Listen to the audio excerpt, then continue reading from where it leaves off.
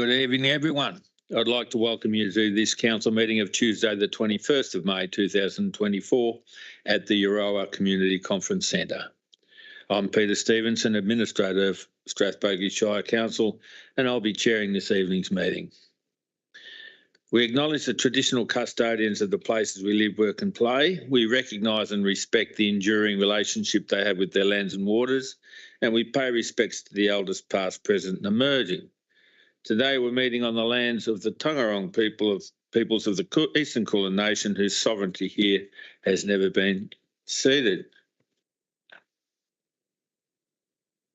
This public meeting is being streamed live via our website and made available for public access on our website, along with the official minutes of this meeting. All care is taken to maintain your privacy. However, as a visitor in the public gallery, it is assumed that your consent is given in the event that your image is broadcast to the public. It is also assumed that your consent is given to the use and disclosure of any information that you share at the meeting, including personal or sensitive information, to any person who accesses those recordings or minutes.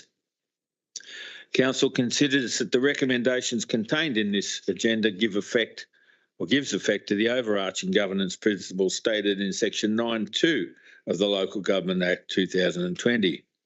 These principles are numbered 1 to 9 on page 2 of the agenda. We welcome the people in our public gallery and also those viewing this meeting through our live stream via our website. This meeting is being held in accordance with Strathbogie Shire's governance rules. If we have technical difficulties during today's meeting, which means we're unable to stream the proceedings to the public, we will continue with the meeting given the public gallery is open. If an officer has a conflict of interest in a matter, they will be asked to leave the meeting and no discussion on the matter will commence until we are sure they have done so. That person will then be contacted to rejoin the meeting after the matter has been considered and the vote concluded. I note an apology for Director People and Governance Amanda Tingay on other duties. Are there any other apologies, CEO? Thank you, through you, Chair. No, that's the only apology for tonight's meeting. Okay. I note we don't have any conflict of interest disclosures, so I'll move to confirmation of minutes, decisions of previous meetings. Confirmation of minutes of the minutes decisions of the council meeting held on Tuesday 16th 2024, including for confidential business. Well, I'd move that the recommendation becomes a resolution and it is carried. Those minutes are carried. Petitions. We have a petition, or we've received a petition from Shirley Saywell on behalf of Euroa Connect and the petition signatories. The petition reads, petition to connect Binney Street and the railway station. Bring on Binney Link. We, the people who have signed below, want the ARTC, Inland Rail, the federal and state government infrastructure and transport ministers and the Shire of Strathbogie to support the community aspiration to connect Binney Street to the Euroa railway station by buying Clofty's mechanic shop, knocking it down and building a state-of-the-art pedestrian underpass. Now, Ms Saywell provides a number of paragraphs of introductory commentary as well, which I won't read, but you're able to see that encompassed in the agenda. So we thank Ms Saywell for the petition on behalf of those people. The recommendation is that Council accept the petition in relation to connecting Binney Street and the railway station, and that the petition be referred to the Director of Sustainable Infrastructure for consideration and response. I would move that recommendation becomes a resolution and as such is carried. My report. So I'd like to review the past month and shed some light on some projects to come. I've just completed a really valuable round of meetings titled Talk to the Administrator, in which I was accompanied by the CEO, Julie Sullivan, and members of the executive to meet residents and for them to chat frankly to me about their issues and concerns. There were several common themes throughout these meetings, and I did gain a deeper understanding of the Shire's key issues. As I have said before, positive feedback on council services were noted, but the predominant message I received emphasised the need to address road conditions, drainage issues, and improve our commitment to a timely response to inquiries from residents. Council staff have also accompanied me to 5 educational sessions under the banner of Your Community, Your Voice. At this stage, we've only spoken to a few interested individuals, so I can only hope that people who are considering standing for council in October are holding their cards close to their chest at this moment.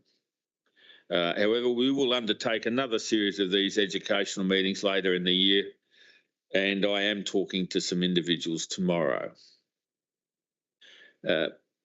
Coming up, the Municipal Association of Victoria, the MAV, will be holding sessions throughout our region, and these Stand for Council sessions will again provide a broad outline of what Standing for Council encompasses, and the session for Strathbogie is on Tuesday, 11 June, commencing at 6 p.m. here in this conference room. And if you are interested in attending, please register online. The more people that express a desire, express an interest to run in the elections, the better for the Shire. We need a diverse mix of people putting their hand up and having a strong competitive election. Earlier today, I had the pleasure of lunching with more than 70 Shire volunteers to celebrate National Volunteer Week. The lunch was an opportunity to celebrate and acknowledge the great work of volunteers and to show our appreciation on behalf of council and the community. And we also launched a new volunteer recognition program, Local Legends. Community members can now nominate a local legend to recognise and honour exceptional volunteers who go above and beyond in their service. I might say that volunteers generally do go over and beyond, or above and beyond, just by being volunteers.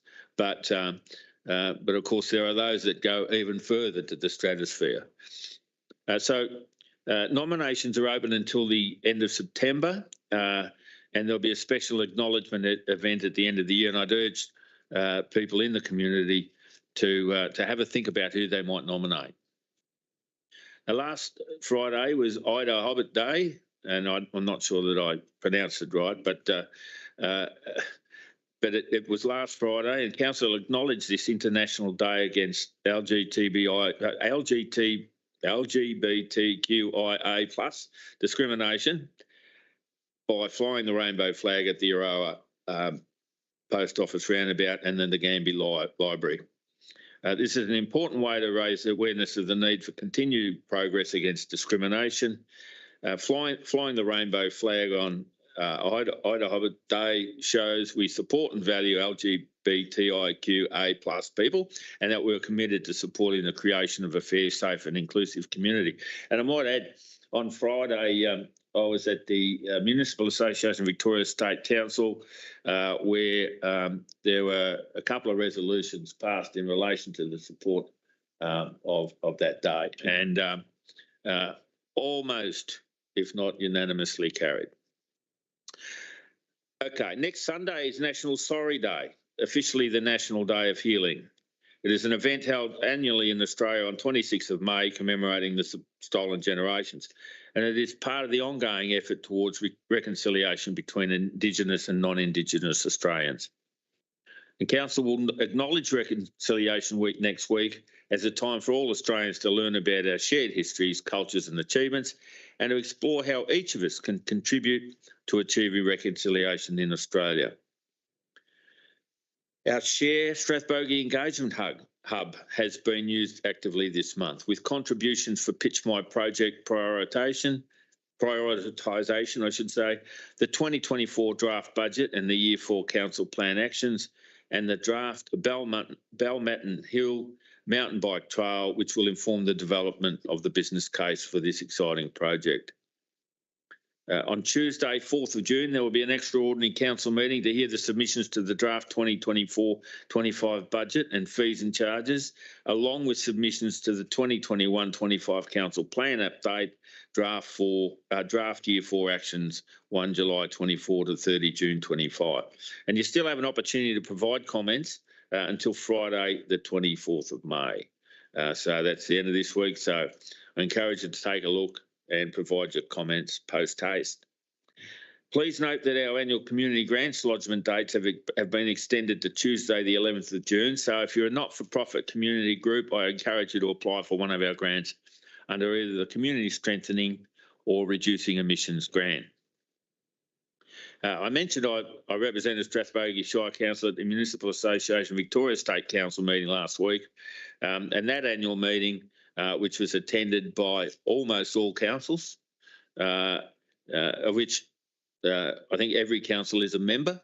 And that annual meeting brings councils together from across Victoria to raise important issues across the sector, and there were dozens and dozens of motions passed. Finally, I remind you, if you have any questions, please do not hesitate to contact me, and my contact details can be found on Council's website on the administrative page, or you can contact customer service, who will kindly pass your request on to me. I'll take a breath, and now to the business of Council. Public questions. There have been 4 submitters of questions for presentation to tonight's meeting. Our first submitter is Therese Stewart, Principal of St John's School, Euroa. And as she's not here, I'll be reading that. So, this is the letter. As the principal of St John's School, our community sent letters to the administrator, Peter Stevenson, expressing our concern for the removal of our crossing supervisor after the Shire withdrew funding. I would like to know why the letters were insensitively returned to our school. And if Therese is watching, thank you for your question. We do understand the time, energy and passion that went into the handwritten letters and original artworks. And while they were personally addressed to me, I felt that it was essential that these original documents were sent to the decision makers in this instance, namely the Department of Transport and Planning, or DTP.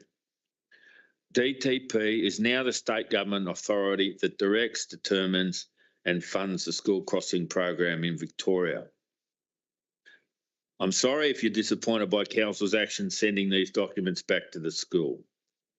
But no, it is a great learning opportunity for the children in relation to civic participation and advocacy and how they can potentially affect change. And therefore, I felt it was essential to get these letters and artworks back to you so that you could direct them to the decision makers relevant to this matter and receive a response for them. And of course, it is DTP that is funding and running the crossing at this time. Our second submitter is Robin Weatherald. Robin, would you like to ask your question?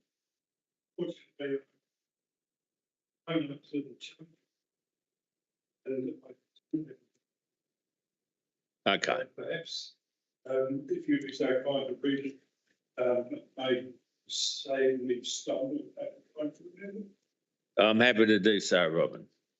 So, in Robin's words, page 101 of the current agenda discloses what it may be some alarming occurrences at Council Waste Collection Depot, namely Avenel. Is this illegal dumping from outside of Shire? The supplied statistics indicate that unusual practices, e.g. very high volume in waste drop-off, appears to occur at the Avenel depot. Will the administrator investigate? Will the administrator supply a written report for the June meeting detailing the large volumes of unknown materials that have been deposited by ratepayers or others in Avenel Collection Depot? Dates relevant: supplied January 24, February 24, March 24. question mark. Now, that was the first question. I'll read the second one and then I'll go to the responses. The second question, in Robin's words, I note the change of meeting venue for the Shire Strathbogie Shire. Yeah. I asked the administrator if he will guarantee safer access to the public meeting place. The current stairway access to the Ngambie upstairs regatta meeting place room has been described by some as being too steep, unsafe, narrow and dangerous. Will the administrator guarantee the disabled elevator access is operational, accessible to public members wishing to attend future council meetings at the Ngambie Regatta Centre? So, in response, thank you for your questions, Robin. Please be assured there has been no illegal dumping of waste at the Avenel transfer station. All people who use the transfer station pay the appropriate fee, which is based on a cost recovery model. Non-residents and ratepayers from outside our shire who use our transfer station are charged at a higher fee, and officers are unaware of any illegal dumping at the transfer stations. Staff will continue to monitor trends in the amounts and types of waste collected at our transfer stations to ensure we're offering a best practice waste solution to our residents. In response to your second question, and whilst you know there are no guarantees in life, the elevator at the Ngambie Regatta Centre is currently working. The elevator is serviced regularly to ensure its ongoing performance and reliability to provide our community the opportunity to attend any council meetings held at the Ngambie Regatta Centre. And before a council meeting is undertaken at this venue, testing of the elevator is undertaken to ensure it is in good working order. And of course, we do offer live streaming of the council meeting should anyone like to view the meeting virtually.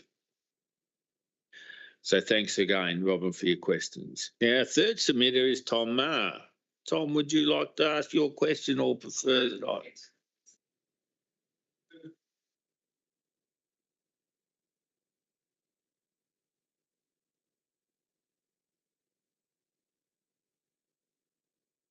I'm happy to read it for you, Tom. Okay, so in Tom's words, the truck wash upgrade for the Euroa sale yards. It has been noted that the council may approve this questionable project.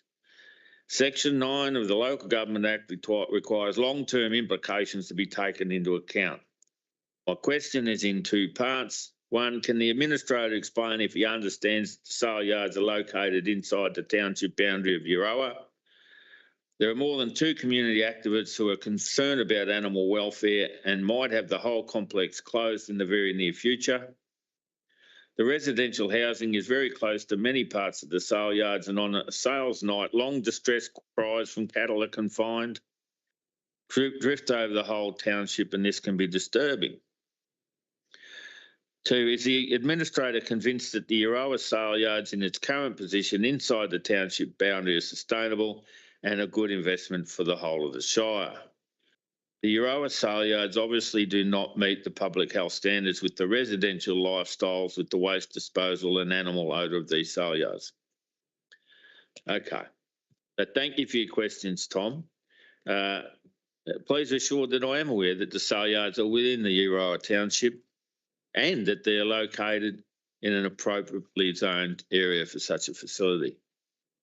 I have consulted with the council officers and there have not been any recent complaints about the welfare of animals housed in the yards or the operation of the sale yards.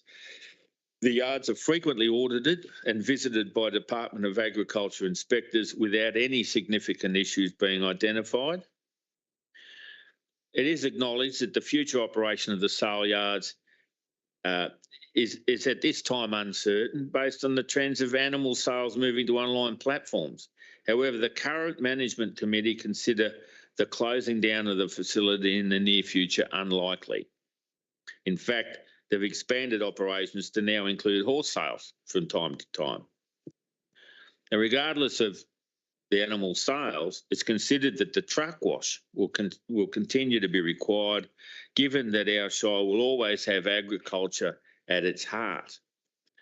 The location of the truck wash is seen as a transit point for agricultural trucks and machinery, which need to use the facility to wash the equipment to maintain the biosecurity of the area. Subsequently, the construction of the truck wash is considered appropriate both in the short and the longer term. In answer to your second question, Tom, the waste generated from the site is discharged via a licensed trade waste agreement with Goulburn Valley Water to the township sewage system. Immediately, it's deposited at the site, as is the current single truck wash facility. So I thank you for your questions, Tom. Our fourth submitter is Shirley Saywell. Shirley, would you like to ask your question or prefer that I do?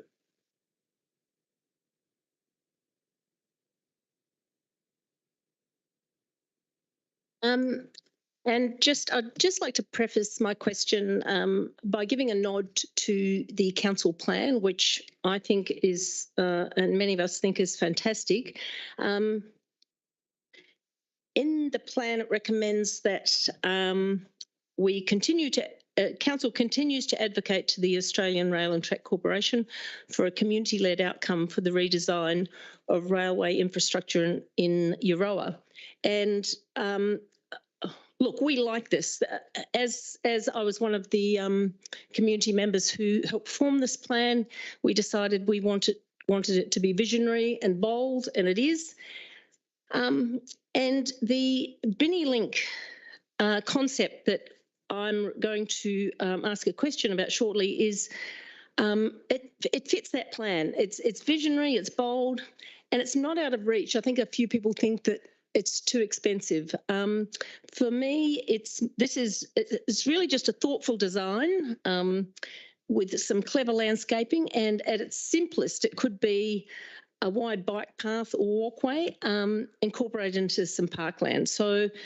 But it's actually more than that. It fits this plan because it fits with the open spaces strategy. If you could get to your question, please. It maximises connectivity and it prioritises access and safety. And that's why I want to ask Council what the strategy is to maximise the community support for this vibrant, inviting and future-ready rail precinct. And I put this question on behalf of Euroa Connect, Design Euroa, and the over 1,100 signatories. And can I just quickly also say it's one of the easiest petitions we've ever run. Everybody is in favour of it. People sought us out to sign it, and I'd just love to see Council really get behind it to make sure we can achieve it. Thank you. Thank you for your question, Shirley. On behalf of Euroa Connect and Design Euroa and the 1,169 signatories I have here, 1,169. I haven't counted them myself, but okay. All right, well, I'll admit the counting errors there. But in response to your question, Council has awarded the Euroa Railway Precinct Master Plan Design contract to Urban Fold Proprietary Limited. And Council is working with Urban Fold and the Department of Transport and Planning to progress this project. While still in its early stages, Council is developing a comprehensive communication and engagement plan to ensure that this part of the precinct reflects the whole community's aspirations realistically. There will be opportunities for the community to inform the direction of the master plan that recognises and builds on the existing community sentiment, and this includes the establishment of a community reference group. The funding received through the Department of Transport and Planning is limited to the master plan design, and any implementation to realise the master plan, of course, is subject to further funding. And Council officers can offer you and or any other members of the community the opportunity to meet and discuss the process Council will undertake and ensure that the community's aspirations for the railway precinct will be incorporated. And of course, to organise a meeting, you just take an email to info@strathbogie.vic.gov.au. But might I just say, when we talk about communities' aspirations, you know, it might well be that everybody in the community wants what Euroa Connect and Design Euroa wants. But let's run this process to make sure that everybody's voice is heard before we make that decision. You're welcome. That completes question time. And now we're over to officer reports. And we begin with 11.1.1 under strategic and statutory planning. This is a planning permit application number P2023-109, use and development of land for a dwelling at 1823 Euroa Strathbogie Road, Kithbrook.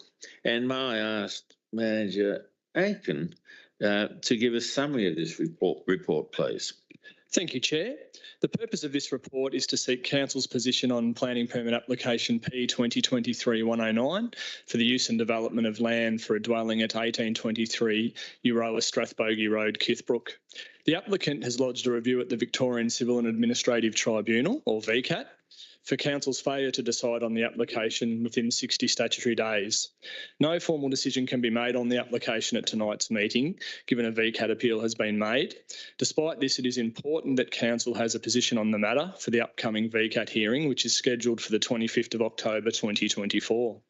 Council officers do not have delegation to form a position on the application given the current VCAT appeal, hence why we've sent a recommendation to tonight's meeting. The proposals for the use and development of land for a dwelling on a lot of less than 40 hectares in the farming zone, an area of about 10.5 hectares. An associated small-scale farming operation is proposed, featuring chicken egg production, the planting of quince and apricot trees, and the conservation of on-site landscape values. The application was notified to adjacent and nearby property owners, and one objection was received. The objection raised concerns about the need for a dwelling in relation to the small-scale and type of farming activity proposed. The application was also referred to the relevant authorities, including Goulburn Murray Water, Council's Environmental Health Officer and Engineering Department. Consent was provided from all the authorities. Officers have undertaken an assessment of the application against the relevant considerations of the farming zone. It is considered the proposal could result in a rural lifestyle outcome, given the nature of the farming activity and the size of the land. The subject land is in proximity to the township of Strathbogie and is an attractive location to those seeking a rural lifestyle opportunity. Officers have also undertaken an assessment of the application against the relevant policy considerations of the Strathbogie planning scheme. Officers consider that the proposed farming activity does not require a dwelling in order for these activities to be undertaken on the land. There is a potential for the proposed farming activity to become secondary to the primary use of the land for a dwelling. Given this, approval of a dwelling has the potential to impact on surrounding farming activities and could also lead to the proliferation of dwellings in this locality that have the potential to be used for rural lifestyle purposes. In conclusion, an assessment of the application against the relevant planning considerations does not weigh in favour of support of this proposal. The recommendation is on page 8 for your consideration, Mr Chair. Thank you very much, Manager Aiken. Now, I understand that we have the applicant, Tim Berger, joining us virtually, who'd like to speak to the item. Tim, can you hear us? I can hear you, Administrator. Thank you. All right. Well, over to you, Tim. And I think you're aware you've got 5 minutes, and I'll give you a 4-minute warning, yeah? Thank you very much. Thank you, sir, and councillors and council staff for your time this evening and the opportunity to address you on this item. I'm here on behalf of my clients, Michelle and Warren Nichols, who are unfortunately unable to attend tonight. As you can imagine, it's a fairly stressful process for them. I'll keep my submissions focused as much as possible on the planning merits of the proposal and why we say it's a meritorious one. Just to touch briefly on the proposal itself, as the manager has set out in terms of the size of the parcel and the location, so I won't rehash that. The site is bisected by waterways, one running east-west, one running north-south across the site, which divides the land into 3 distinct sections. The land is quite undulating, so steep falls, particularly around the waterways, such that while the site is about 10.5 hectares in area, it's not a 10.5 hectare usable site in an agricultural sense. In terms of what the proposal before you is, in a planning scheme sense, it's the use and development of a dwelling. But we say at the outset, it's important to recognise what this dwelling is and what it is not. And no doubt you'll have had the opportunity to review the application documents and plans. To that end, I want to make the point in terms of the proposal that the design and form of this dwelling, it's not your typical rural dwelling. It's not a ranch-style house. It's not a McMansion in a colloquial sense.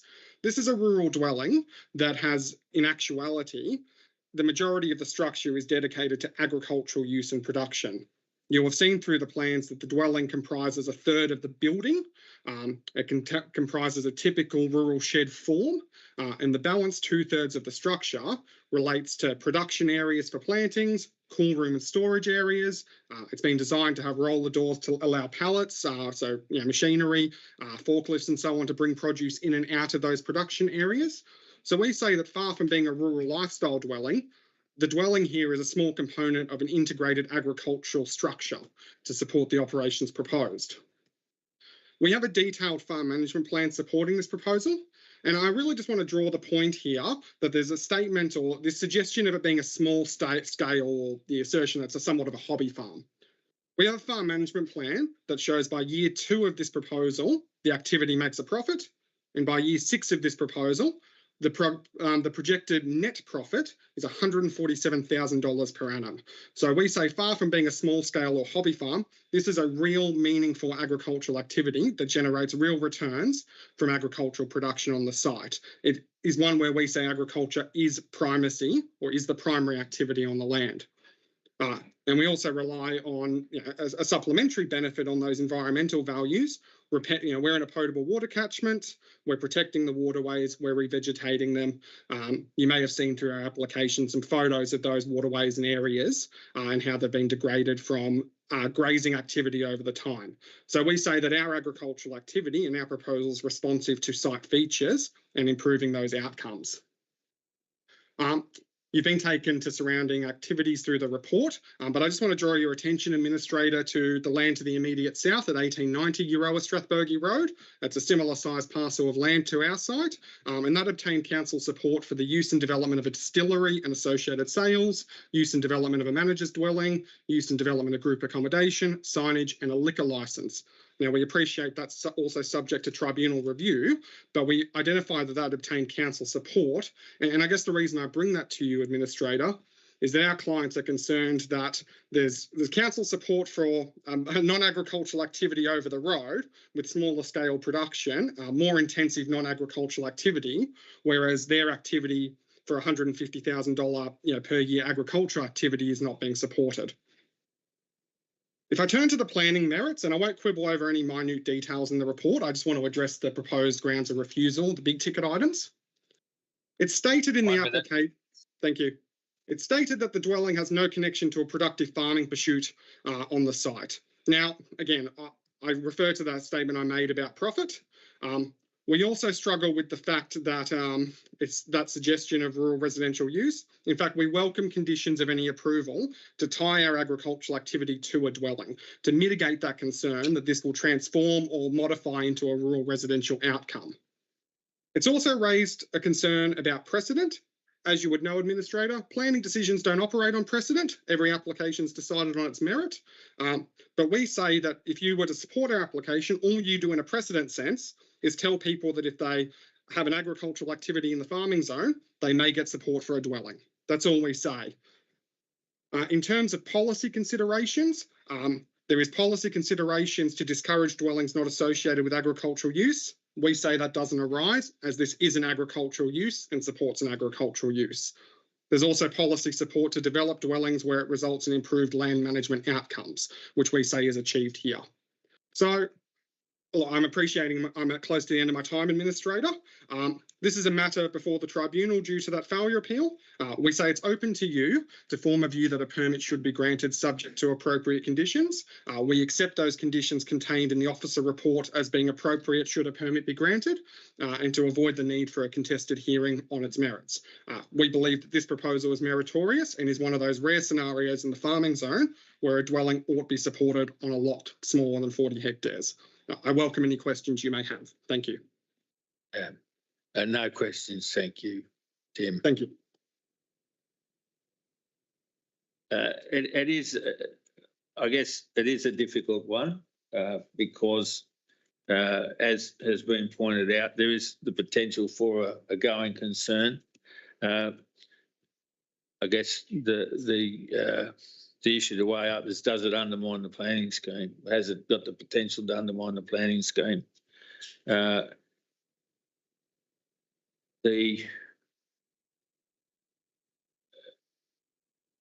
know that whatever decision I make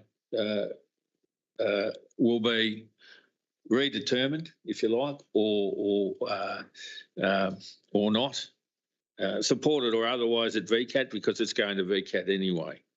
But that's not a reason not to think hard and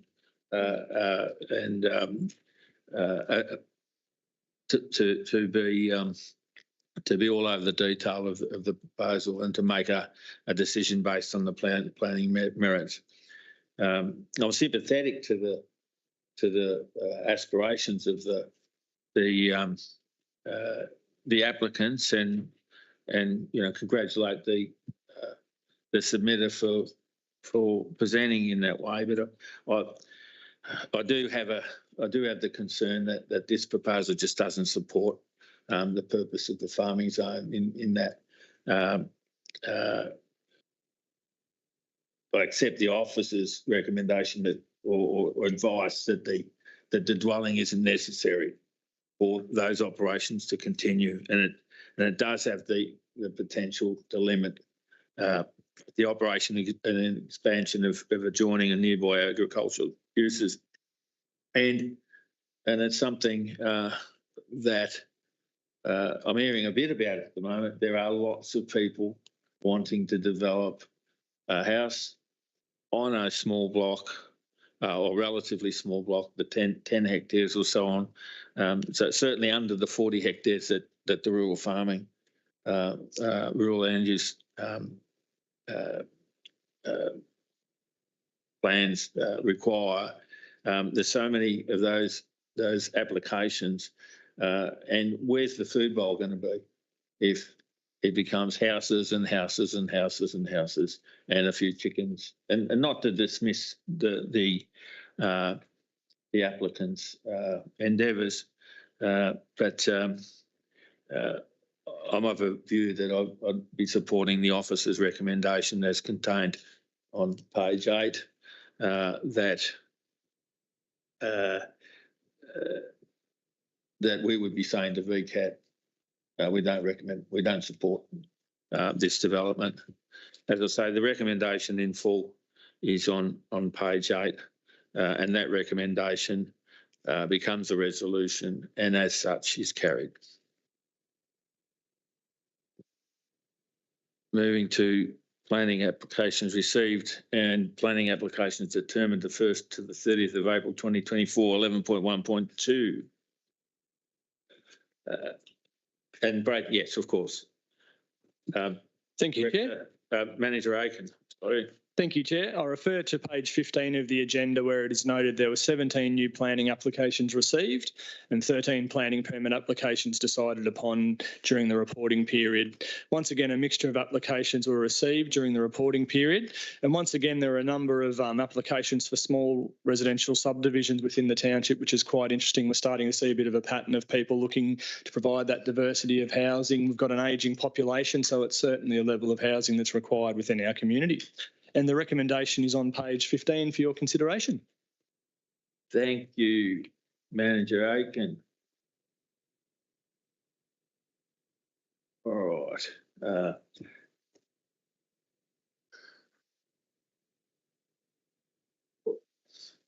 That woke me up. Thank you. Okay, so yeah, thanks again for that.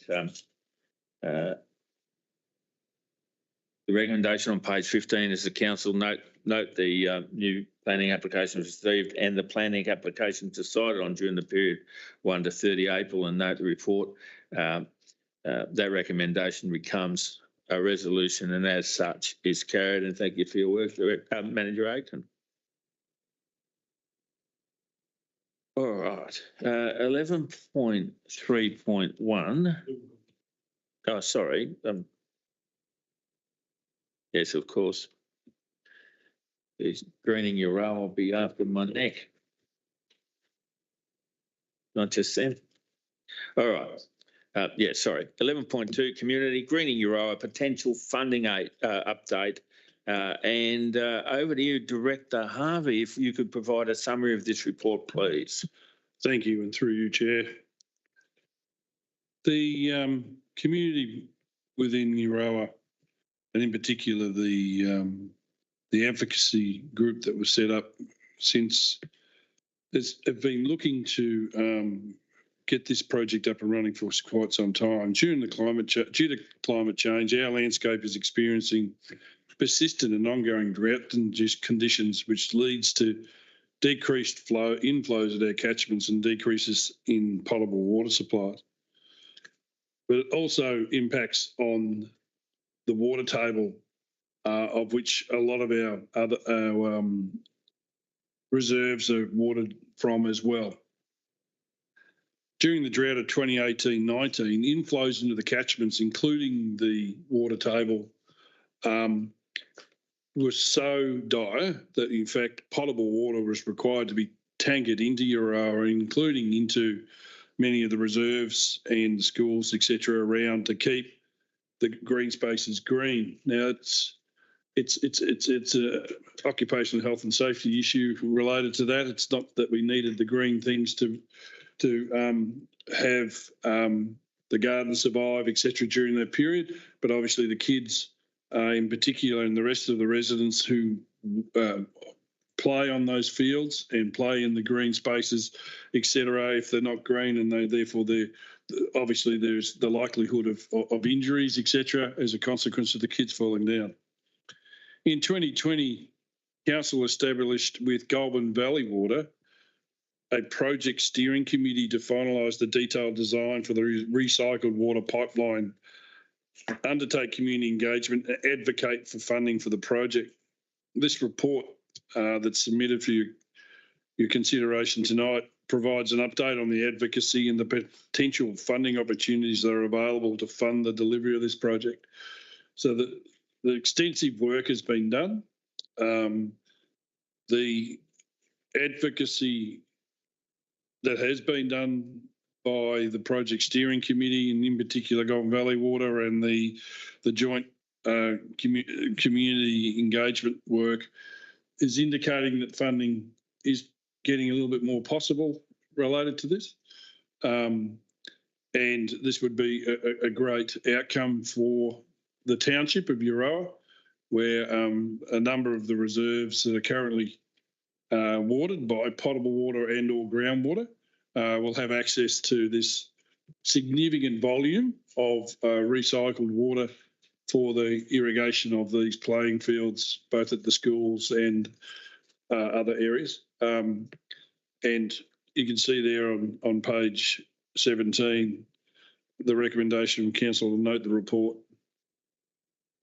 Thanks, Director Harvey. Could I just ask you a question off the top of my head, off the top of your head? So how much water is potentially available through this if we had the funding? Yep, approximately 20 megalitres. So what the water consists of is as we're all aware, whether we've got a drought or not, when they're bringing in drinkable water and things that affect, everyone still uses the ablutions throughout the community, and that goes to the sewage farm. That water gets treated to Class B, the safest recycled water practicable. And there's approximately 20 megalitres at least available, of which generally we're going to be using anywhere between 5 and 10. Okay. So there's great opportunities to expand this program possibly in the future. It'll be a pumped pressurised system from the Goulburn Valley Water network. It in particular is a great project not to just green the community, but also reduce the likelihood in times of high rainfall events, etc., of spillages or emergency releases of this effluent, this Class B effluent, if people want to look it up, into the river systems, etc. There is EPA guidelines around that and everything else, and I'm certain the GB Water manages that very closely, but it's still, I won't say wasting, but discharging a resource that that we could be using for these purposes of, grassing up these areas at very, very low cost to the municipality on an ongoing basis. Terrific. Well, thank you for that. Somebody very early in the piece, when I was first appointed, I think they came to see me about the sale yards, but on the way out the door, they said you're a supporter of greening Euroa. And at that point, I didn't know what they were talking about. But having conversations with the team here and this report, I think I'm well in the loop now, and I think it'd be a great thing if that funding can come through. I do recall being a councillor in the city 20 years ago in the middle of that big drought, where we were only allowed to use so much potable water, like it was so limited to maintain only Class A fields. So only those at the VFL or now VFL level or the Premier League soccer, they were the only ones who were allowed to put water on, and you're only allowed to put a truckload or something. And that was, it was pretty harsh when others weren't able to water their roses and so on. But then we were encouraged by Melbourne Water, or was it Yarra Valley Water, I think, to plant drought-resistant grass, which that was a great thing because it didn't take a lot of water. But geez, it wasn't like turf. It was like brown. It went brown. But anyway, this what, as you said, Director Harvey, this is a great. But the potential for otherwise wasted resource is terrific. So I hope the funding can be realised, probably not during my time, but soon after, and I'll be looking out for it. So with that, the recommendation on page 17 is the council note the report. I do so note that recommendation. That recommendation becomes a resolution and is carried. All right, moving to infrastructure, 11.3. 11.3.1, tender for contract 23/24-58, request for quotation, collection, transportation and processing of mattresses and soft furnishings from transfer stations. Director Harvey, may we have a summary of this report, please? Yes, and thank you, and through you, Chair. In collaboration with Mansfield Shire Council and Murrindindi Shire Council, Strathbogie Shire Council has undertaken a request for quotation RFQ for the suppliers within the waste industry for this contract for the collection and processing of mattresses and soft furnishings. These products can't be recycled easily. It's a specific group that generally do this type of work because of the extensive nature of the separation of all the individual components of it. And so there's a fair bit of breaking down. It's unlike timber where you can shred it, or plastic bottles that you can shred and melt down, and tins, etc. These things are quite difficult, and of course they obviously have the likelihood of other pests that we don't want to generally talk about in this forum. Mansfield Shire was the lead role in this procurement process. The tender was uploaded in Tenderlink on Thursday, the 23rd of November 2023 until Thursday, 14th of December 2023. The close of the tenders, 2 quotation submissions were received. Due to the collaboration required by the officers from each individual council and competing operational commitments, there's been a bit of a delay getting this to you. However, it's still within the tender validity period. The report attached provides the assessment and evaluation of the officers from those 3 councils, and has recommended the council award the contract to WM Waste Management Services Proprietary Limited, based in Baronia, for a 2-year contract with an option for a further 1 year at the council's discretion, as per page 23.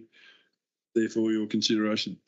Thanks, Director Harvey. It's mattresses. They must be the bane of every council in Victoria's existence, because wherever you drive through, you see them just dumped everywhere, and I can understand that people don't want the expense of drop them off at the transfer station, but they are an expensive item to get rid of because of, as Director Harvey says, they're basically labour intensive to pull apart, and then it's not like they're not all springs and a little bit of cloth anymore. Half of them don't even have springs, and just different types of material.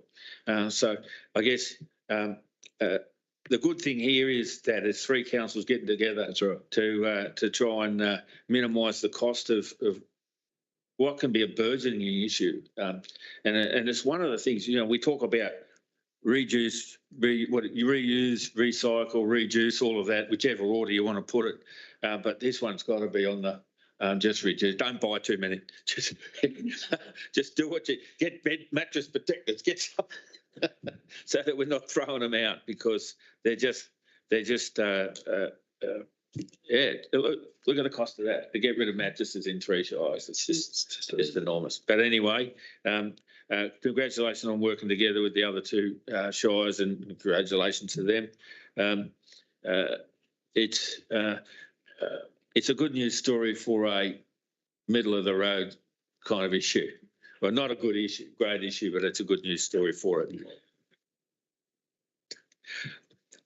Not going there, Tom, except to say that we do have a material recycling capacity at each of our landfills, and I'm sure the pillows would go in there because they're a different kind of material.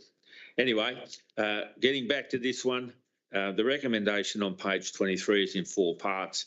I'm not going to read it out in full, but I will say that that recommendation becomes a resolution and as such is carried. Thank you. Moving to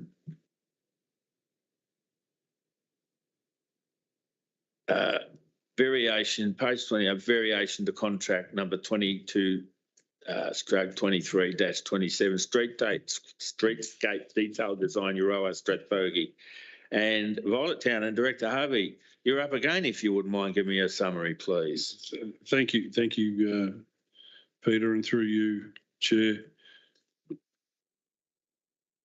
Council awarded a contract for CN 22/23-27 streetscape detailed design for the Euroa, Strathbogie Tablelands and Violet Town townships to PT Tompkinson and Associates based in Bendigo on the 15th of December 2022. The contract was valued at $113,476, including GST, to undertake the detailed design of those 3 townships' streetscapes. The Euroa and Strathbogie components of the project have been delivered. And in fact, you awarded the Strathbogie Township Works contract, in fact, at our last council meeting. However, the difference between the Violet Town and the Euroa and the Strathbogie Township streetscapes is that the road through Violet Town is an arterial road, or in fact it is a road controlled by what used to be Vic Roads and is now known as the DTP. It's presented some unique challenges during this design process, challenges that we didn't foresee at the time that we awarded the original tender. We diligently followed the necessary processes, including obtaining endorsement of DTP and engaging in a sequence of community consultations. Unfortunately, there has been delays in completing the design, primarily due to the additional requests and design changes mandated in many instances by DTP, as well as the extended community consultations through this process to continue to advocate and explain to our community the necessity of a lot of these variations, etc., as a consequence of DTP's persistence. A proposed variation of $41,470, including GST, is required to address the DPT's additional request and facilitate the completion of the Volatile design phase.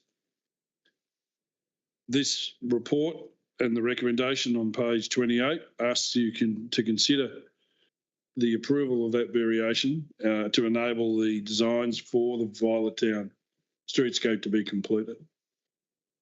Thanks for that, Director Harvey. Just a quick question, and again, it's off the top of my head, but I wonder. I guess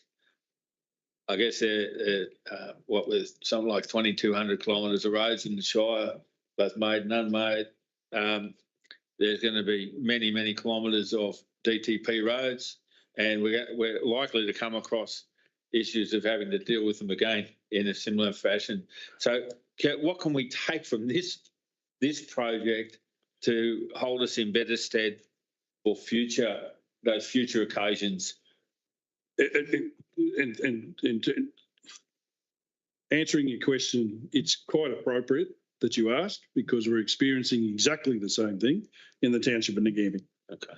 The township of Ngambie, the road going through the middle of Ngambie was the old Golden Valley Highway, and consequently is an arterial road, and is in fact managed by DTP. In future, what we will allow is for additional consultation and additional requirements for attendance and redesign work as a consequence of the work that we will need to do to obtain satisfactory results for both our community, of which we have been advocating very strongly for in both these towns, and with DTP, now that we understand their pedanticism a little bit more, and enable us. So from this experience, we will definitely couch our contracts differently and include far more requirements that they attend more meetings for these types of roads, and therefore award contracts at a value that would take into account some of this additional consultation, etc., as a consequence of this experience. So they'll be a bit more, well, it's probably forcing them to be a bit more upfront about what they require as well. Well, yes, and taking into account a lot more, where most of this $41,470 was attending significantly more meetings than what was initially anticipated. So if we had in fact included that in the original scope, it wouldn't be a variation. Yeah. It would also require them to be required to prepare more design development details, where DTP, the expectation was we could draw what we expected, and DTP wanted significant more detail than what was envisaged in the original tender before they would even consider approving those options. And so therefore it meant a lot more rework, and hence the value of this variation. And so therefore we will be using this knowledge moving forward. Thank you for that. In life, we can always, what do they say? When you all you've got is lemons or something, make tequila, but whenever you get slapped, just learn from it. Yep. What happened, and so this is in some ways it's a slap because it's more money that needs to be spent, but if we can take something from that for the next one, so that perhaps we can slap back, then it hasn't been such a terrible experience. All right, so that recommendation, I appreciate the advice there, Director Harvey. On page 23, the recommendation is it's a four-part.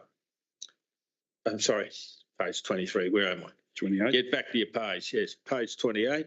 It's a three-part recommendation, and approving the variation, noting the previous project variation, and noting what the variations are about, and that they can be accommodated within the existing streetscape budget allocation, which is well, it was a good thing that that money was there. With that recommendation on page 28 becomes a resolution and is carried. And I look forward to seeing that project progress. Now, page 33 is item 11.3.3, variation to contract number 2324-35, Heroic Civic Centre toilets upgrade. CEO, please. Thank you, and through you, Chair. This report is withdrawn. We plan from tonight's agenda as officers will not be proceeding with the additional works detailed in 11.3.3, and as such, it does not require a decision of council. Okay.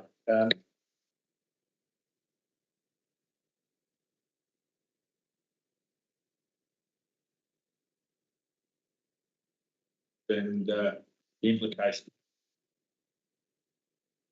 if we can. So the implications of this is that we will return to the original scope of works that was approved some months ago, and the works will commence on the 24th of June, and we anticipate that they will be completed by the end of July, which will mean that the cinema will still be closed for the school holiday period, unfortunately, but it will be reopened well and truly in time for Term 3 school holiday program viewing. And also we will need to now only relocate one council meeting, that's the July council meeting, to Ngambie. That Thank should you. make some people.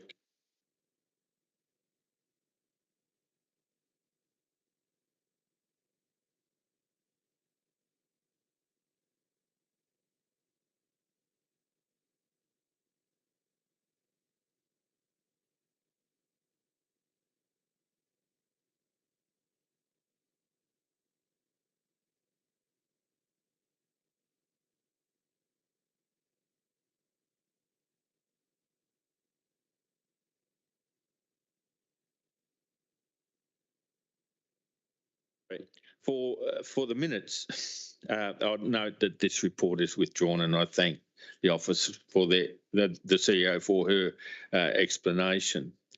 All right, moving to page 38, and that is variation to contract number 2324-01, Roads Pavement Rehabilitation Program 2324.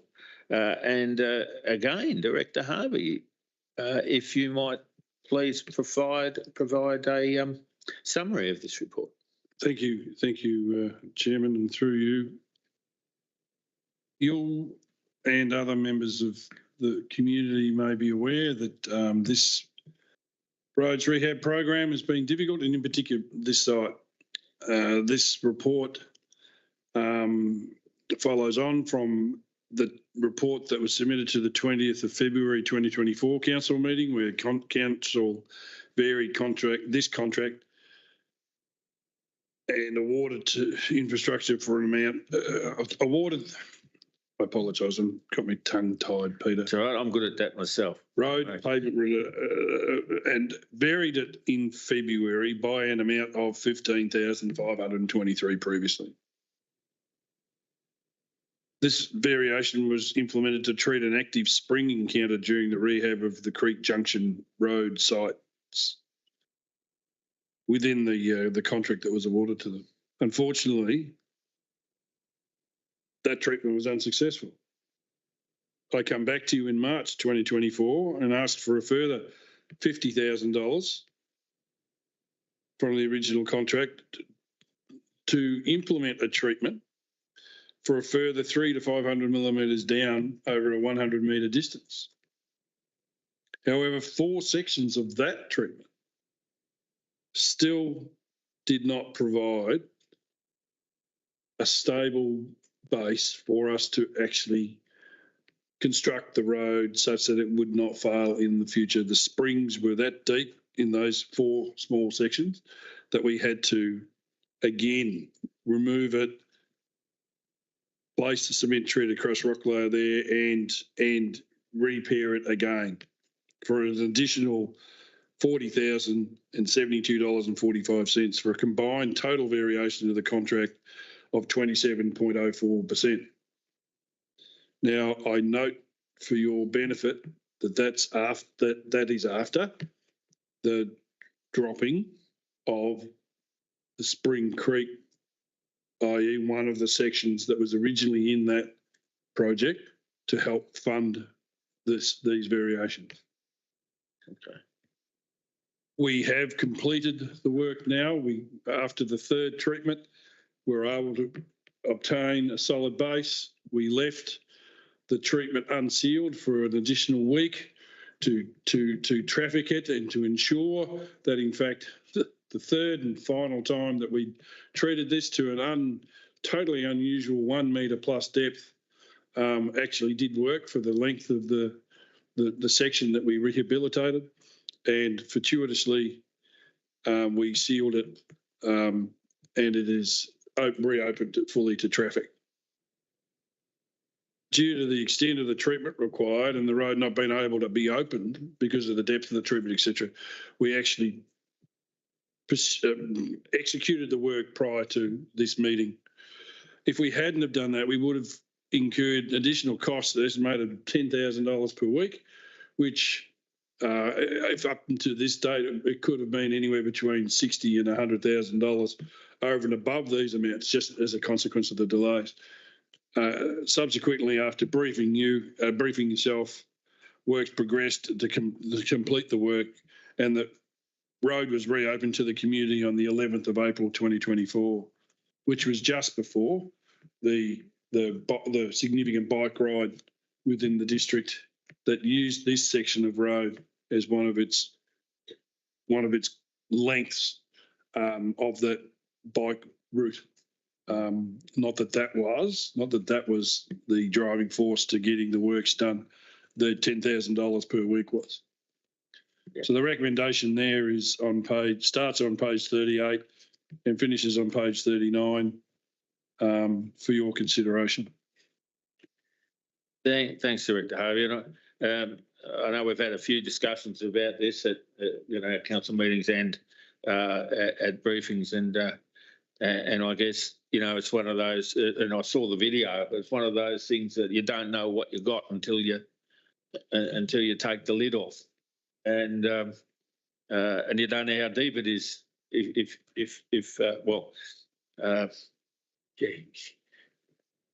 When you take the top off a volcano, what do you got? Essentially, and it's unfortunate that it's required a few bites at it, but it's good that it's fixed now. Let's touch wood that we don't have too many more of these, but I fully support and obviously endorse getting it done when you could. To minimise those extra costs, and to make sure that we're getting into the wet season. If it wasn't done now, and we start get the wet season, then who knows if we could ever get it back on a solid footing, so to speak. So, given that. The recommendation on page 38 is the council formally note the variations required to complete the road rehabilitation works along those 4 sections of Creek Junction Road and Kissbrook, and 2, 3, 4 and 5 talk about the costs, the reason for the variations, authorising the CEO to sign the variation quotation request form, and note that at least the money was still available in the capital works budget through savings that you've made in other areas. So with that said, I note, I'll move that the recommendation contained on pages 38 and 39 in 5 parts becomes the resolution, and I've already said it, is thus carried. Okay. Now, we've still got you, Director Harvey.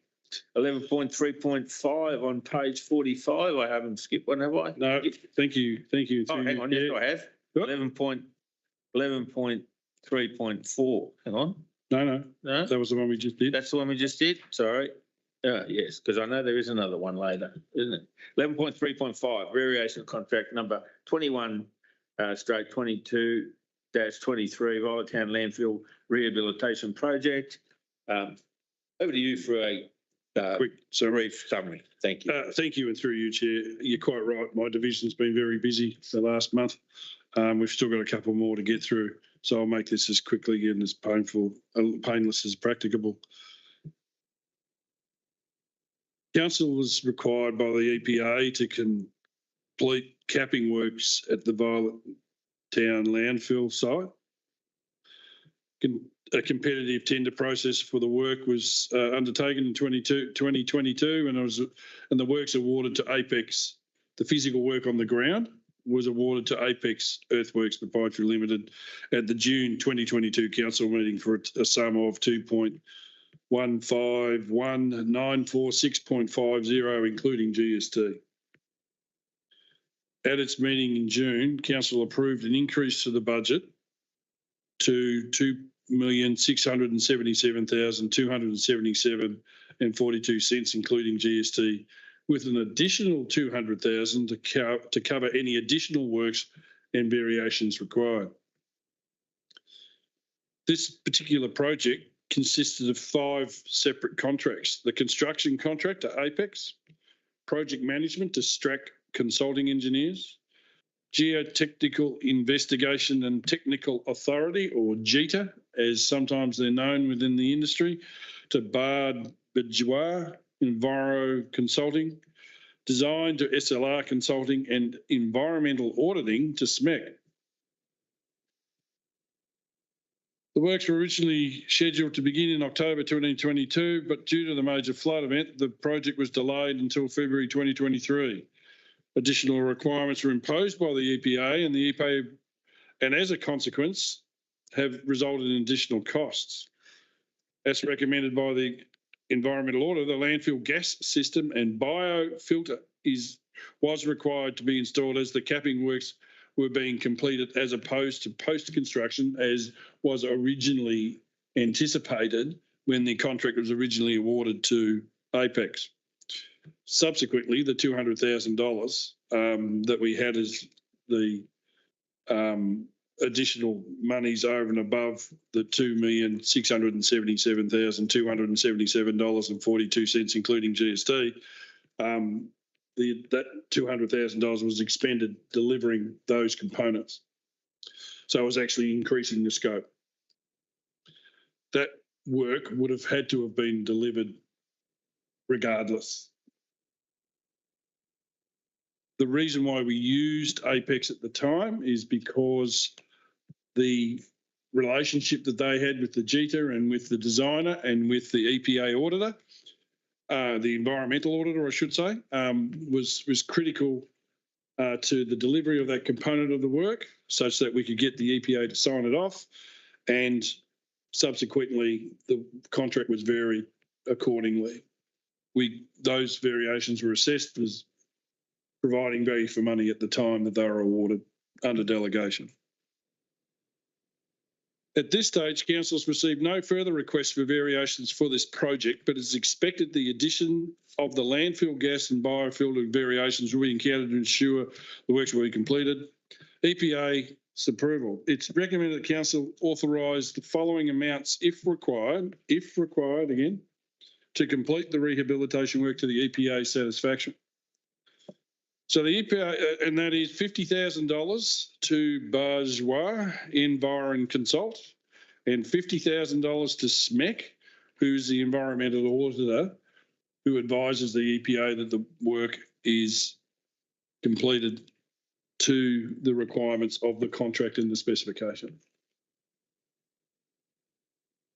As stated, and that's in that paragraph, there is, at this point in time, no further requests for those variations. However, the engagement of the EPA to achieve the approval for the ultimate completion of this work, which is one of the key components, the timing of that is very critical. The EPA picks up and puts down these types of approvals all the time, and we're asking for some flexibility here to enable us to maintain the approval process momentum to get the EPA sign off ultimately on this landfill.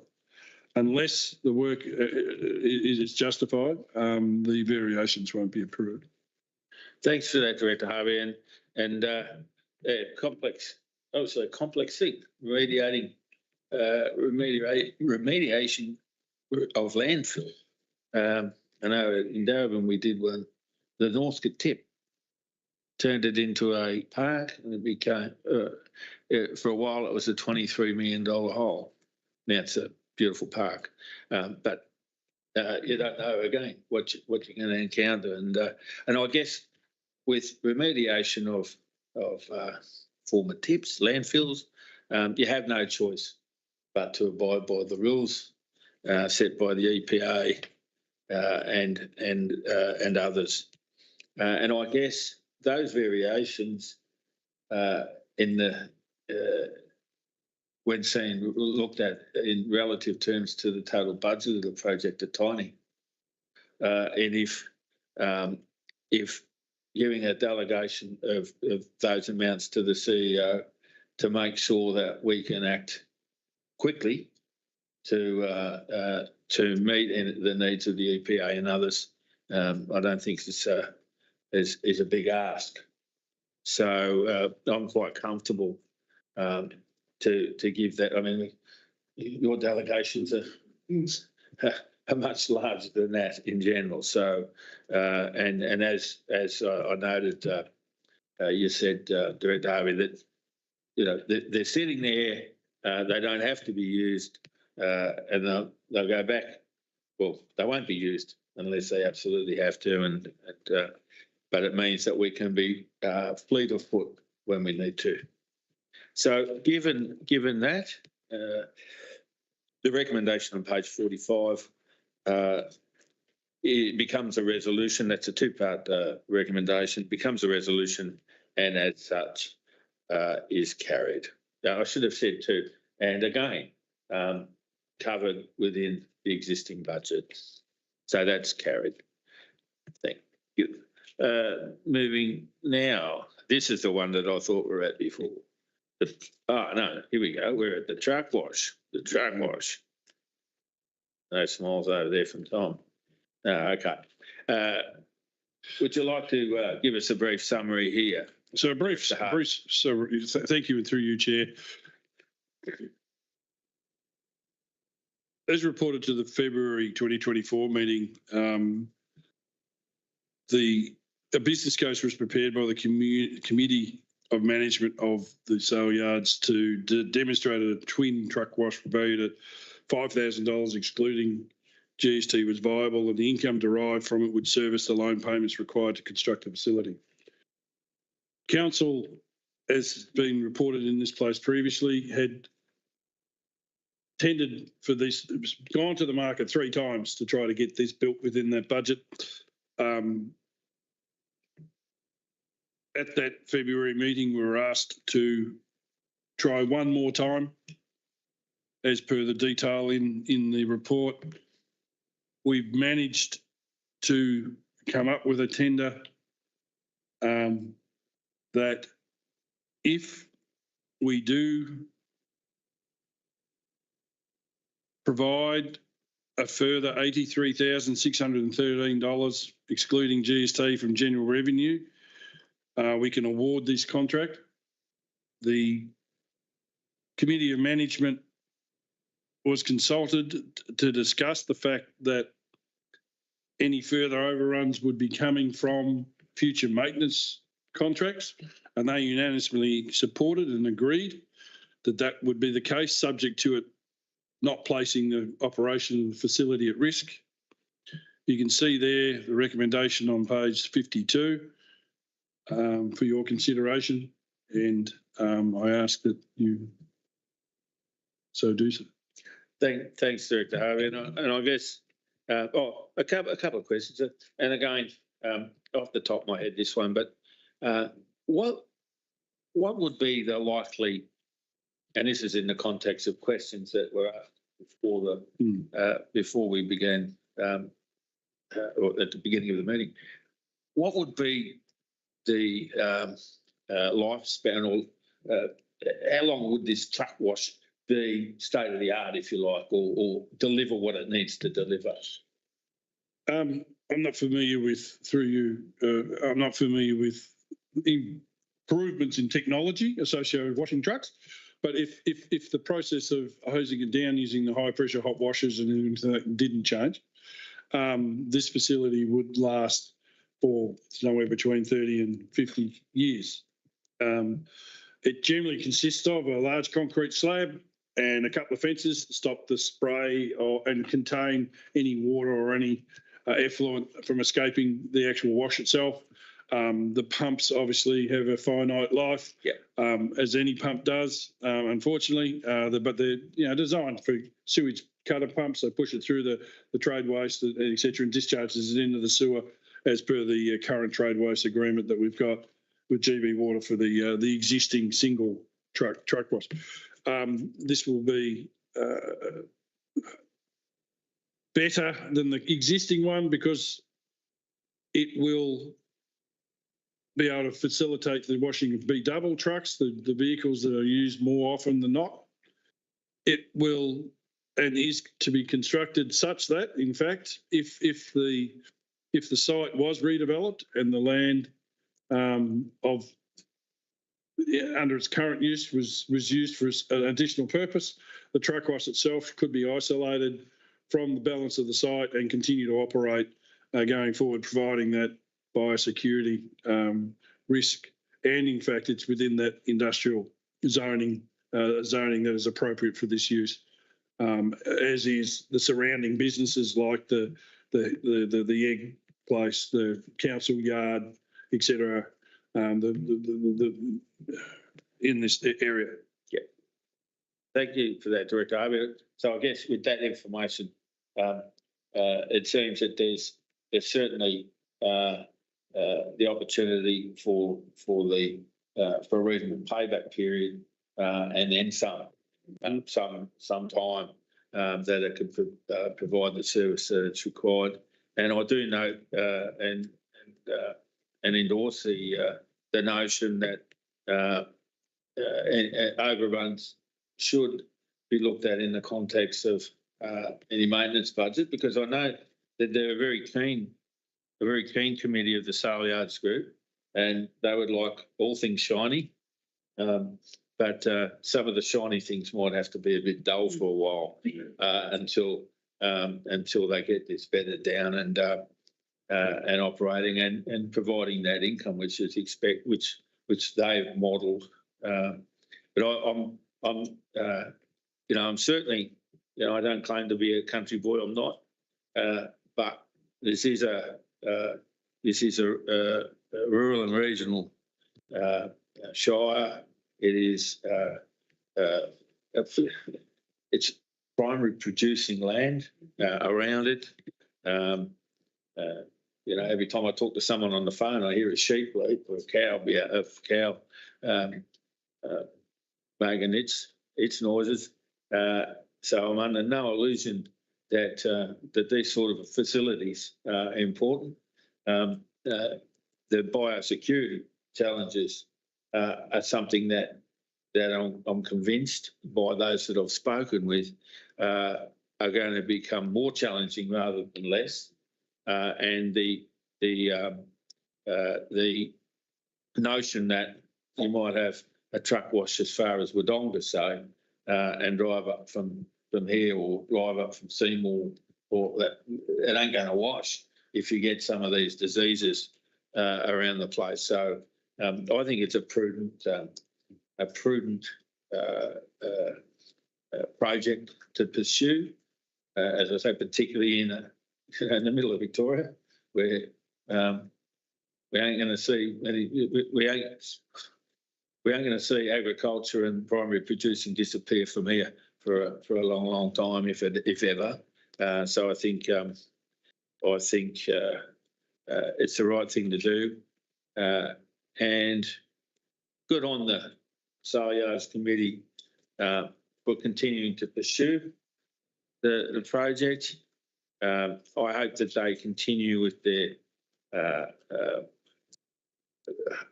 enthusiasm for the project and the sale yards and continue to make it a strong, or continue with its strong contribution to the primary producing community. So with that all said, and thank you again for your comments and advice there, John. The recommendation on page 52 is in 5 parts, and I will move that recommendation in full. That recommendation becomes a resolution and as such is carried. And again, it'll be one that I'll see. I'll better maintain my subscription to the Aroa Gazette to watch how that progresses. That's not likely to be before I leave, but I'll watch with interest. It'll be close. All right, moving along to 11.3.7, tender for contract 2324-64, refurbishment of Nagambie Comfort Station. Now it's a toilet facility and a comfort station. But anyway, however described, could you describe the report, please? Thank you, and through you, Chair. The current public toilet facilities located in High Street, Nagambie, are inadequate. They're failing to meet the basic needs of residents and visitors. This report asks you to review the tender evaluation of the tenders that were received for the refurbishment of that facility, and asks you to consider the awarding of that as per the recommendation on page 60. This project is within Council's current program and is within the budget. Thanks for that, Director Harvey. And I do, I guess, as someone who's travelling a fair bit now, I do appreciate the notion of a comfort station or a toilet block, however described. And it is nice when they're nice. Strathbogie Shire does get a lot of accolades for its facilities being nice. And I guess as much as it's nice to get a tick, it's also important for people determining whether they will actually stop in your town or in your location. If the toilets are this good, how good's the pie shop going to be? So it really is important, particularly in our tourist hubs, that those facilities are of a standard that one not only would expect but will choose over, if possible. The service centre, 50 kilometres or 30 kilometres or whatever up the road, and so I think it's a good idea, particularly this time of the year, to get that out there and hopefully have it up and running for the summer period. It'll be good. I don't think there'll be too many people annoyed about the public toilet stroke comfort station becoming more comfortable. So with that, on that note, the recommendation on page 60 talks about the outcome of the tender assessment process, and talks about awarding the contract and authorises the Chief Executive Officer to execute the contract. That recommendation is endorsed in full, becomes the resolution, and as such is carried. I won't be looking for that one on. I don't think I'll see that one in any of the newspapers, but I'll certainly stop on my way and expect a call if it's not up to speed. November, December as I drive through. No, I will not. There will not be any graffiti, Tom. Okay. 11.3.8 on page 67. It's a tender for contract number 2324-49, and that's the major patching program 2324, and that's the one I got confused on that. So again, Director Harvey, thankfully you're here tonight. If you weren't, we'd be in trouble, wouldn't we? Because it's over to you again. Thank you, and through you, Chair. This report asks you to consider the tenders that were received and the tender evaluation performed for the awarding of the major patching contract for the repairs as part of the major patching work for Crichton Creek Road, Euroa Strathbogie Road, Spring Creek Road, which was the one that was dropped to fund the previous rehab program, and Merton Strathbogie Road. This work is funded under part of the LRCIP program, stage 4.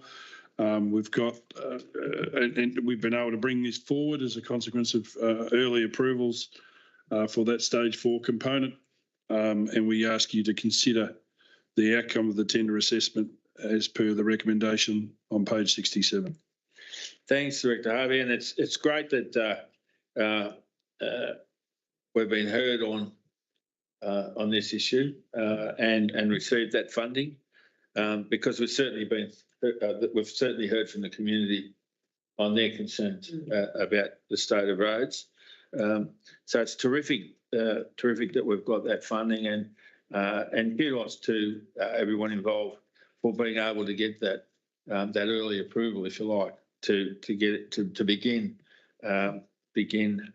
in June this year. So again, we're dependent on the weather. Nothing's guaranteed, but yes, it is. There are 71. There's 90 odd locations there that are going to be patched. That's going to have a big impact on the quality of the ride for drivers, and I guess not just the quality of the ride, but the probably result in less wear and tear on their vehicles, which is another issue that people rightly get concerned about with poor roads. So look forward to driving over some of these patch roads in the near future. And again, there's nothing in this recommendation not to fully endorse. So the recommendation on page 67 in 4 parts becomes the resolution and is enthusiastically carried. Thank you, Director Harvey. All right, and don't go away yet, Director Harvey, because we're moving to page 74, 11.3.9, the Capital Works Program delivery status as at 30 April 2024. And if you can give us a brief summary there, please. Thank you, and through you, Chair. This is an updated report from the previous 2 months. The thing that we have noted in this report that I've had 2 projects slip ever so slightly. The funding and the budget allocations for those are not at jeopardy, and the delivery of those are not significantly delayed. One of them is the stormwater strategy and the stormwater design for the Ngambia Industrial Estate has been delayed till we identify what the outcome of that strategy comes up with. And the other one is one that we've already mentioned in item 11.3.3, which is the toilets in the facility just here. The commencement of those works have been delayed as a consequence of the consideration of that variation that was put, that we've withdrawn the report on, and how it interfaced in with the office accommodation requirements, etc. The recommendation on page 75 is that you note the report, and I ask you to consider. Thanks, Director Harvey, and I do appreciate the fact that these reports are in the budget. In the papers as frequently as they are. It provides that transparency to the community, but it also just keeps things front of mind to be able to see where things are at as regularly as they do, as you do. So I thank you for that, and looking forward to a big year in capital works. We're continuing a big year in capital works. So that recommendation is on page 75, and that's a noting report, a noting recommendation. That recommendation becomes the resolution, and as such is carried. And now we're going to 11.3.10 contracts, works, variations and grants awarded under delegation 1st to the 30th of April 2024 on page 78. And we have Director Frampton sitting in for Director Frampton. Over to you for a brief summary. We've left you alone for ages. Thank you, and through you, Chair. This year's Council's standard monthly report on contracts, works, variations and grants awarded under delegation for the period of the 1st to the 30th of April 2024. You will also note that there's an addition in regards to a recommendation regarding low value contract variations of up to 15% of original contract value, but less than $15,000 inclusive of GST, also awarded under delegation by the Chief Executive Officer. If you look throughout the report, you'll see that there was one contract awarded regarding security system data cabling installation, and there was also a minor contract variation in regards to the revised rural residential land supply and demand analysis. The variation amount is $8,910. And also you will see that we awarded a quick response grant to the Nagambie Friends of the Pool for some new picnic tables and some seating seats. And there was also a variation approved for the Euroa Basketball Association, who had originally applied to purchase 3x3 gazebos, and they had a change in scope to purchase new uniforms out of a sense of urgency for new uniforms. So that report is there for your review, and the recommendation can be found on page 78 of tonight's agenda. Thank you, Director Frampton. And I'll just say on this one that, if you went around to every council in the state, I don't know how many you'd have that would be putting these in the reports, because the CEO at the start of the year is given delegations, given a figure, and then the CEO then delegates to other officers and so on, and so that the business can continue with some modicum of continuity. But to this organisation's credit, these contracts awarded under delegation come into the report, the council report at meetings, for that transparency. And I think it's a credit, as I say, to the organisation, and it shines a light on what we're doing. Nothing hidden; it's all there. Down to $1,000 purchases of uniforms instead of a gazebo. So I just think it's a good way to go. It's more work for you guys, but it displays that level of accountability and transparency that you don't always see. So with that said, I say page 78 is a recommendation, and there's a 4-part recommendation there. And again, I'll wholeheartedly endorse that recommendation becoming a resolution, and as such is carried. And thank you, Director Frampton. Now we're going to the financial report. So 11.4, I should say, 11.4.1 financial report to the 31st of March 2024. Unless you get back-to-back reports, Director Frampton, if you'd like to give me some highlights. Thank you, and through you, Chair. So this report provides you the financial report up until the 31st of March 2024.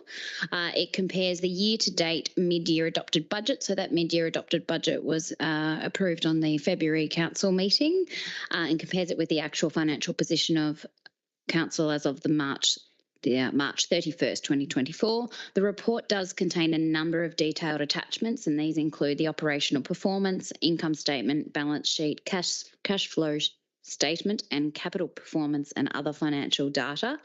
The current year operating surplus for the 9-month period ending 31st of March was $1,696,869.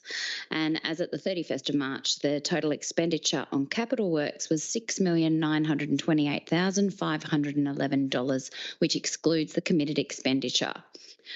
If you turn to page 84 in the agenda, you'll also see some notes in regards to both income variation and expense variations for your information, which will also help tell you the narrative of what's occurring in the financial statements and attachments. So the recommendation is there for you on page 83 of tonight's agenda.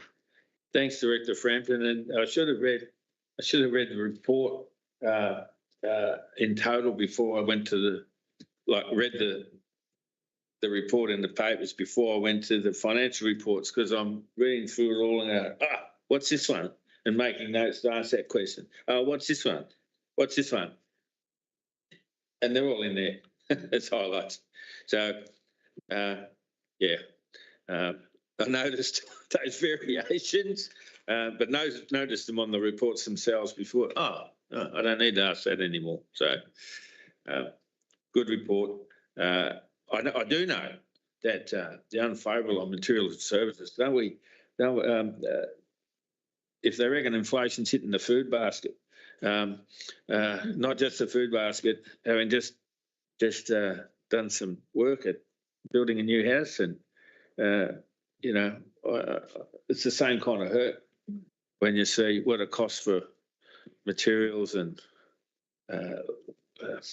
labour and so on. But anyway, asset management.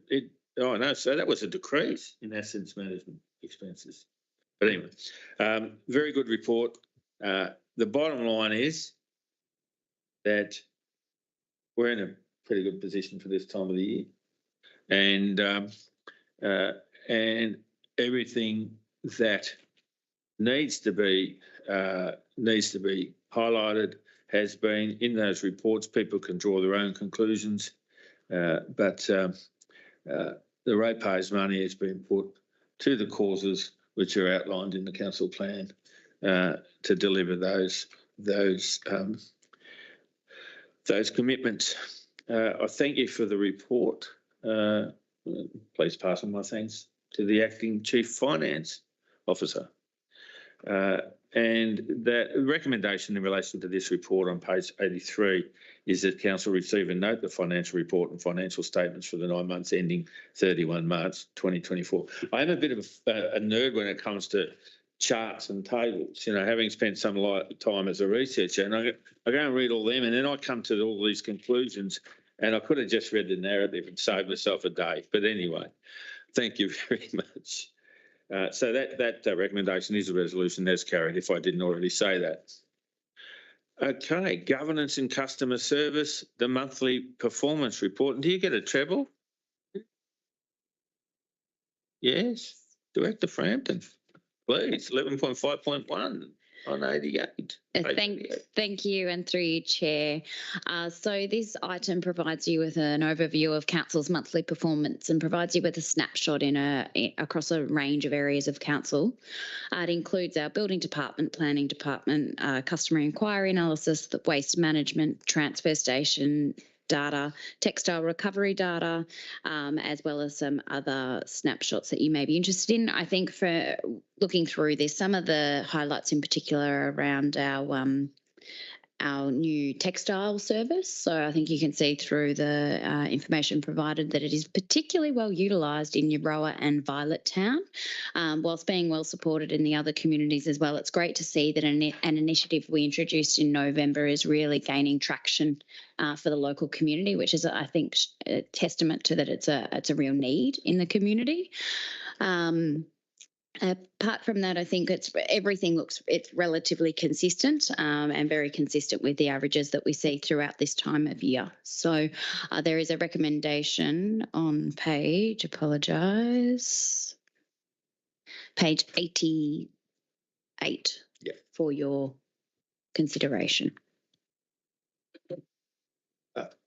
Thanks, Director. Yes,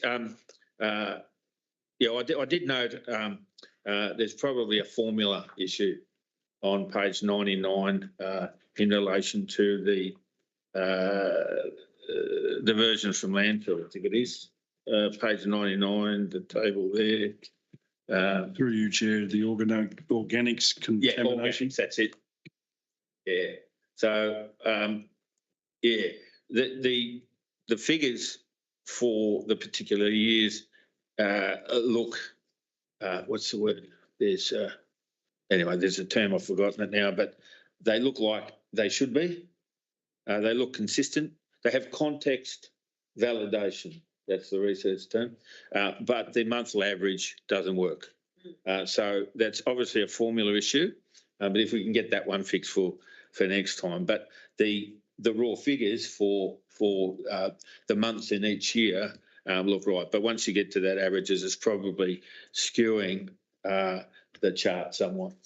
But that's, being a chart nerd, that was the only one that I found a problem with today, this report. But again, that Director Frampton raised the issue of the textile recovery, and that's a beauty. And I don't know, I'm allowed to bring some up because I'd rather put it in recovery than into anyone else's landfill. Yeah, I think it's a great thing to yeah, leather, shoes, any materials. It's a great thing, and I think one of the things I do note is that the enthusiasm in the Shire for waste reduction and waste recovery is strong, and may it long prevail. It's important. There are other great things to read for those that are report nerds about the month, but I'll leave you to those. All right. Yes, an exciting one. Oh, sorry. Yes, the resolution on page 88 that we note these wonderful reports. That resolution on page 88, that recommendation on page 88 that the report be accepted now becomes a resolution and as such is carried. Okay, moving on to page 108, executive, 11.6.1, appointment of an interim chief executive officer. And no, sorry, Tom, you didn't get the job. All right. Anyway, I asked the chief executive officer to prepare this report, but I'll talk about it. Essentially, following CEO Solomon's resignation, I made the decision and was quite public about this, that rather than someone appointed by the government of the day, the state government of the day, appointing an ongoing CEO, it would be better to appoint an interim, and then the new elected council would be supported by the interim CEO and the organisation to recruit an ongoing CEO, and that I believe it gives the council and that CEO the best chance of success in their joint relationship, if you like. So at the 16th of April council meeting, I detailed a report detailed the process and talked about what the role will be, and I met with the chair of the Chief Executive Officer Employment Remuneration Committee, and we settled on a process. We received CVs, and talked about contractual arrangements and a range of things, and I indicated my preferred candidate, and that preferred candidate is Tim Tamlin. Just a little bit about Tim. Tim was the Chief Executive at South Gippsland Shire when I was a monitor. Part of the reason that that I thought he would be good here is because he was dealing with a council that was very, very challenging, if you like. He had worked there for 10 years. He had brought the organisation from let's say, a precarious financial situation to a strong financial situation. He dealt with, he'd inducted several councils following election, and it was towards the end of his time that, and within, I don't think it was, I think it was only within a year or so of the next election, a year after the election of the particular council, that the minister appointed me as a monitor, and after 12 months and a commission of inquiry following my report, the council was dismissed. Essentially, I felt that the CEO was good at what he did. He's enthusiastic, he's energetic, he's honest, but he's strong. He'll say no when he needs to say no, or he'll say, maybe there's another way we can go about this. He's very personable, but he's also someone of high morals and strong values. I think he'll make a great CEO here in the interim, and then of course it's up to the council that's elected in October what happens beyond that. But I think for the purpose, for the time that Strathbogie is at for this period, they need someone with experience. They need someone who can be strong. But they also need someone who has that energy, enthusiasm, and emotional intelligence, which he has as well. There weren't too many staff members that I spoke to that didn't think he was a great leader. And I got a fair few colleagues in the sector, CEO colleagues and others in the sector. When I did some reference checking as well of his last two roles, which were interim CEO roles, the mayors, the previous mayors of those councils where he was at, spoke in glowing terms. I mean, I couldn't be any more. I couldn't have received any better recommendations. Anyway, so that's the person. He will start on the 15th of July. Now, there is a short break between Julie finishing up. Unfortunately, Tim had another commitment that next week. But Amanda Tingay, Director Amanda Tingay, who has acted in the role a number of times this year, and perhaps last, but I can't recall, but certainly has acted in the role and done a fine job, will be the acting CEO for a week following Julie's farewell. So, look, I think it bodes well with Tim. He'll work with the staff, he'll work with the community, and more importantly, or as importantly, he'll work with the council to help them achieve their goals when they are elected. And I hope that the organisation and the community give him a warm welcome and a fair go as he embarks. All right. So there is a recommendation on page 109, and that's a three-part recommendation with a number of subparts, but it talks about what I've said there. I wholeheartedly endorse this recommendation, and that recommendation now becomes enthusiastically a resolution, and as such is carried. And I look forward to, as much as I'll be saddened to say goodbye to you, CEO Simon, I will. It'll be like long. What is it? Like the king is dead. Long live the king. I'll be equally as sad as I am for you to go. I'll be equally pleased for him to come. So thank you. So that's carried. Now, do we have any notices of motion? I don't think so, because it could only be me, and I don't recall doing any. I don't believe I've gone against anything I've done before, so I'm not rescinding anything. I don't believe there's any urgent business, but confidential business, that's appendices which we have read, or not in this part of the meeting, but which we have certainly read for the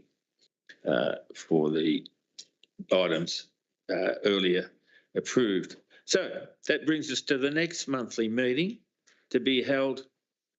Now, I'm just checking. We're still here in June. Yeah. Yes, we're still here in June. So put it in your diaries, folks. 18th of June here at 6 p.m. We look forward to seeing you here. Before you close, can I just clarify, you had a very significant petition at the start of the meeting. I failed to understand or hear what actually happened with that petition. Did you adopt it? Did you support it? We've noted the petition, and it will be Director Harvey to provide a response in relation to that petition. We've noted it, as you do with petitions. So that was in that motion, you were, the petition being noted? Yeah. Oh, I missed that. I'm sorry. That's all right. That's all right. No worries. Look, there being no further business, the meeting's now closed at 19:56. Oh, well, thank you very much, everybody. Thanks, Trevor.